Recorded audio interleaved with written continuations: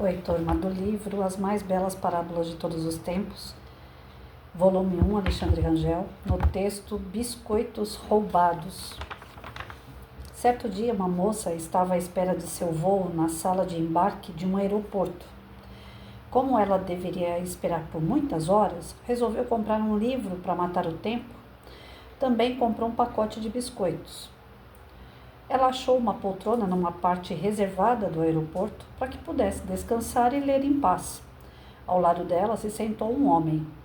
Quando ela pegou o primeiro biscoito, o homem também pegou um. Ela se sentiu indignada, mas não disse nada. Ela pensou, mas que cara de pau. Se eu tivesse mais disposta, lhe daria um soco no olho, para que ele nunca mais esquecesse. A cada biscoito que ela pegava, o homem também pegava um.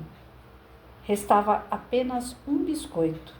E ela pensou, o que será que o abusado vai fazer agora?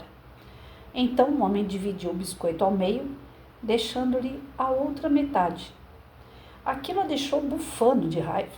Ela pegou o seu livro e as suas coisas e dirigiu-se ao embarque.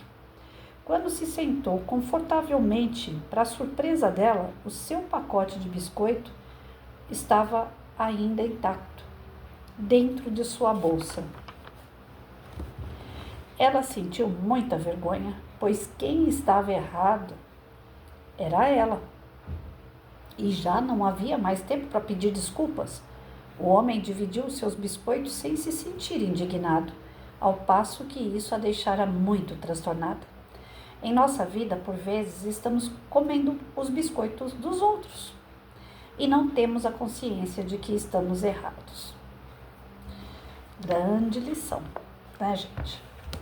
Essa questão de criticar, de julgar, de condenar as pessoas, achando que nós somos os donos da razão, da verdade, que só a gente está certo, o mundo inteiro está errado.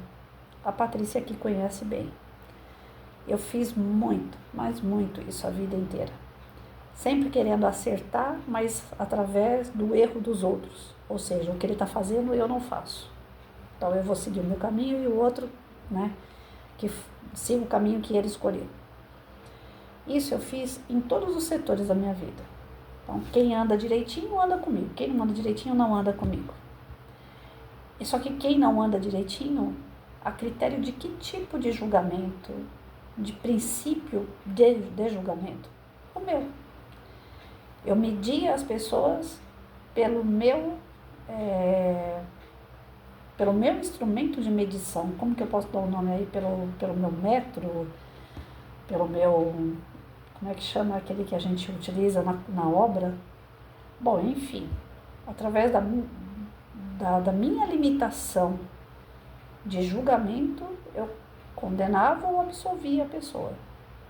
E quem sou eu na fila do pão para poder achar que o outro é que é o errado e não eu? A vida me ensinou e está ensinando e dando bordoada, não pensa que é fácil não. Porque bate em duas chagas que nós temos, que é o que Jesus sempre nos alertou: egoísmo e orgulho. Nós somos egoístas e nós somos orgulhosos, porque nós somos criados simples e ignorantes, espíritos afins da evolução, mas não evoluídos ainda. À medida que eu meço, eu vou ser medido. À medida que eu julgo, eu serei julgado. À medida que eu condeno, eu também serei condenada.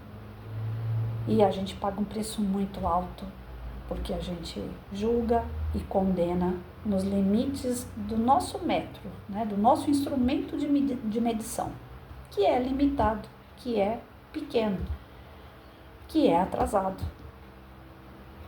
Nós não temos ainda uma moral para poder dizer que o outro é totalmente errado e nós não. Eu sempre fiz isso. Eu procurava, e ainda procuro, lógico, desenvolver uma moral, um princípio dentro de mim que seja correspondente ao que Deus espera de nós, que sejamos um espírito melhor, mais evoluído. Mas hoje eu não olho para o lado. Se o outro está fazendo ou não, é problema dele. A gente, enquanto educador, professor, pai, mãe, a gente vai orientar. Mas vai chegar um dado momento que aquela criatura que é o nosso filho ou o nosso aluno, ele vai escolher o caminho dele independente daquilo que nós ensinamos, independente daquilo que ele aceitou como verdade, aceitou como certo. Ele também vai errar, como nós também erramos. Nós não chegamos até aqui na fase adulta só acertando. Foi através de erros também. E nós pagamos caro por cada erro que a gente cometeu. E pagamos talvez até hoje. Algumas pessoas têm problemas de saúde devido à bebedeira do passado, porque fumou, porque usou droga, porque não dormia direito, porque ia para as baladas, não tem dinheiro hoje, não tem uma casa própria porque gastava à toa. Isso não são consequências de escolhas erradas? E muitos de nós, os adultos, passam por isso. Que dirá então os jovens, que acabam tendo que ter as suas experiências, os seus confrontos com aquilo que é certo e errado, para ter uma lei de justiça dentro dele, a sua consciência, para aceitar ou não algumas coisas. Mas nós insistimos sempre em olhar para o outro e achar um defeito. Eu falo nós porque eu sou a rainha disso. Ainda sou. Eu ainda acho defeito nas pessoas. E, na verdade, não é na intenção, ainda bem, né? Que Deus, através de Jesus, ele fala pra gente o seguinte: vocês vão ser julgados de acordo com a sua intenção. Então, graças a Deus, para amenizar o meu problema, a minha intenção de julgar ou condenar, seja lá o que for o comportamento de uma pessoa, sempre foi para que ela melhorasse, para que ela ficasse mais condizente com os valores e princípios de Cristo, andando de acordo com o que é correto, mas de acordo com o que era correto para mim. E eu escondida atrás de Jesus, falando, Jesus não ia aceitar isso, Jesus ia aceitar aquilo. Na verdade, eu sempre utilizei, não o nome de Jesus em vão, mas eu sempre utilizei os seus exemplos como uma forma de falar para o meu aluno, para o meu filho: olha, se Jesus tivesse aqui, ele não ia fazer isso. Se Jesus tivesse aqui, ele faria isso. E eu sempre falei para todos, alunos e filho, que se eu quero acertar, primeiro eu coloco Jesus na minha frente. Se ele aceitar aquela situação, tá certo. Se Jesus não aceitar, tá errado. Vai chegar um cara e vai me oferecer cigarro. Jesus fumaria? Não. Então, eu não devo fumar. Eu sempre falei para os meus alunos e para o meu filho que o norte seria esse. Mas ainda que a gente ensine esses passos, nós não somos ninguém na fila do pão. Nós também erramos, nós também passamos por caminhos que Jesus não passaria. E nessa de a gente achar que por ser adulto, por já ter passado por poucas e boas, tal, a gente vai impedir que um filho, que um aluno passe por essas situações apontando erros, apontando falhas, indignados com as atitudes que eles têm. E, na verdade, as atitudes que a gente tem de indignação a respeito das crianças, dos adolescentes, é algo que, na verdade, lá atrás nós também fizemos. E muitas vezes são escolhas que eles precisam para amadurecer, até mesmo pelo sofrimento que vai vir pela frente, devido a uma escolha errada. É aquela criança que não aprendeu, quando você fala, não coloca o dedo na tomada. Ela precisa colocar o dedo na tomada, tomar um choque e não colocar mais. Muitas das vezes a gente reconhece no outro o erro que está em nós ainda, que nós gostaríamos de abafar, de acabar com ele, mas ele está ali. E a gente olha para o outro e fala, eu não gosto desse seu comportamento, mas é aquele comportamento que você tem, que está sendo sufocado, que você não aceita no outro. Alguns traumas. O que nós temos que prestar atenção com uma história como essa para educar uma criança, né? É que cada um está no seu grau de evolução, cada um está no seu espaço, cada um tem a sua vivência, tem o seu conhecimento, e que dentro daquele conhecimento que aquela criança está, ou aquele adolescente, ele está certo, mas ele pode ser orientado para ficar mais certo ainda. O problema é que nós adultos não temos essa paciência.